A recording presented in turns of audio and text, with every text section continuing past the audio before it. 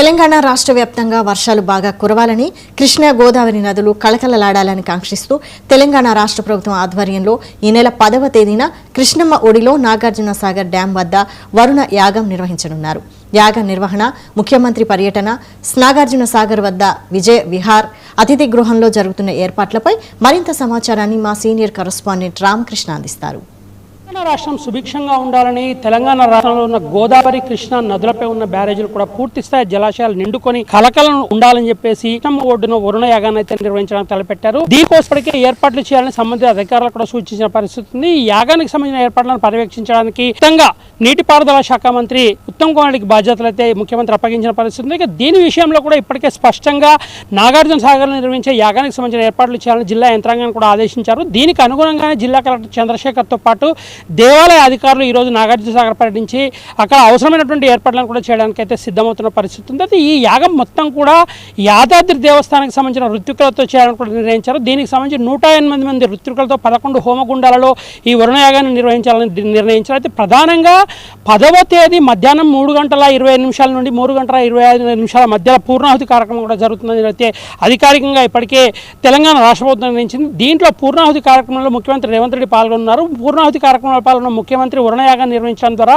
తెలంగాణలో అన్ని ప్రాజెక్టులు కలకలలాడాలని చెప్పేసి నీళ్లు పూర్తి స్థాయిలో నిండాలని కూడా కోరుతూ ఈ వరుణయాగాన్ని నిర్వహిస్తున్నారు. అయితే ప్రధానంగా శ్రీశైలం జలాశయం నుండి భారీ వరద నీరు వస్తున్నప్పటికీ కూడా శ్రీశైలం ఇప్పుడు పూర్తి స్థాయిలో నిండాల్సిన పరిస్థితి ఉంది. అది ఒకవేళ నిండిన తర్వాత నాగార్జున సాగర్కు నీరు విడుదలైతే తప్ప ప్రస్తుతం నాగార్జున సాగర్ జలాశయం కింద ఉన్నటువంటి ఆయకట్టు ఏదైతుందో ఆయకట్టుకు తాగునీటిని అందించే పరిస్థితి లేదని, అదేవిధంగా సాగునీటిని అందించే పరిస్థితి లేదని కూడా ప్రధానంగా అధికారులు అయితే చెప్తున్న పరిస్థితి ఉంది. దీనికి అనుగుణంగా నాగార్జున సాగర్ జలాశయంతో పాటు గోదావరి నదిపై ఉన్నటువంటి జలాశయాలు కూడా పూర్తి స్థాయిలో నిండుకోవడంతో పాటుగా తెలంగాణ రాష్ట్రం సుభిక్షంగా ఉండాలని కూడా తెలంగాణ ప్రభుత్వం భావించి ఈ యాగాన్ని నిర్వహిస్తుంది. వైటీడీఏ బోర్డు నూతనంగా ఇటీవల కాలంలో బోర్డు ఏర్పడిన తర్వాత తొలిసారిగా వైటీడీఏ బోర్డు ఆధ్వర్యంలో ఈ యాగాన్ని నిర్వహించాలని కూడా ముఖ్యమంత్రి నిర్ణయించారు. ఇక ఇందుకు అనుగుణంగా అవసరమైన ఏర్పాట్లు చేయాలని వీటన్నింటినీ దృష్టిలో ఉంచుకొని వరుణయాగం నిర్వహించినట్లయితే ఖచ్చితంగా ఫలితం ఉంటుందని, జలాశయాలు మళ్ళీ నిండుకుండని తలపిస్తాయని ఋత్వికులు చెప్పిన క్రమంలో తెలంగాణలో వరుణయాగం నిర్వహించాలని నిర్ణయించిన పరిస్థితి. దీనికి అనుగుణంగా ముఖ్యమంత్రి రేవంత్ రెడ్డి ఏర్పాట్లు చేయడానికి దేవాదాయ శాఖ అధికారులు, అదేవిధంగా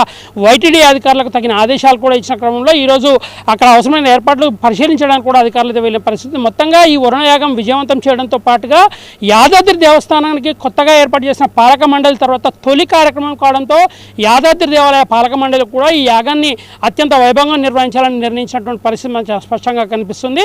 అయితే 10వ తేదీన జరిగే ముఖ్యమంత్రి పర్యటనకు సంబంధించి భారీ ఏర్పాట్లు చేయడంతో పాటు ఇక్కడ కూడా ఎట్లాంటి ఇబ్బందులు లేకుండా వచ్చేటటువంటి ఋత్వికులు కావచ్చు, అదేవిధంగా 11 హోమగుండాలు అయితే ఈ హోమగుండాలకు సంబంధించినటువంటి అన్ని రకాల ఏర్పాట్లను కూడా ఎక్కడా ఇబ్బందులు లేకుండా చేయాలని దేవాదాయ శాఖకైతే స్పష్టమైన ఆదేశాలు వెళ్ళినట్లుగా కూడా తెలుస్తుంది. మొత్తంగా తెలంగాణ రాష్ట్రంలోని జలాశయాలను నిండిపోయి జలకలను సంతరించుకొని తెలంగాణ రాష్ట్రంలో కరువు అనేది లేకుండా ఉండడం కోసం ఈ యాగాన్ని నిర్వహించాలని తెలంగాణ ప్రభుత్వం నిర్ణయించడంలో ఈ యాగం విజయవంతం చేయాలని ఒక పక్కన అన్ని రకాల ప్రయత్నాలు జరుగుతుండగా ముఖ్యమంత్రి రేవంత్ రెడ్డి ఆధ్వర్యంలో అధికారం చేపట్టిన తర్వాత తొలిసారిగా నిర్వహిస్తున్న ఈ యాగం పట్ల సర్వత్రా ఆసక్తి నెలకొన్న పరిస్థితి స్పష్టంగా కనిపిస్తుంది.